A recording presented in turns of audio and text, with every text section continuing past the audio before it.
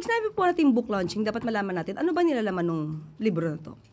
Ito po ay pag-angat, pagkilala, pagpupunyagi sa mga nakaraang first ladies ng bansa. Ito ay pagkilala sa mga angking talino, kagalingan, naiambag ng mga kapwa nating Pilipino. Hindi po ito, ang isang event na to, yung mga events na dinaluhan po ng unang ginang, ay hindi po isang parting pansarili lamang. Hindi po ito pagdalo, pagpunta sa isang resort para mag-swimming. Hindi po ito susuot ng mga costume katulad ng Snow White para mag-party-party. Ito po ay pagkilala mismo sa kapwa nating Pilipino.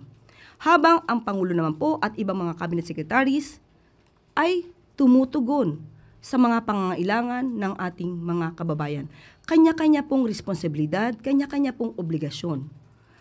Kaya po, hindi po dapat mabigyan ng kritisismo kung ano man po ang ginagawa ng unang ginang sa pagtaas at pag-angat sa mga angking talino ng ating mga kababayan.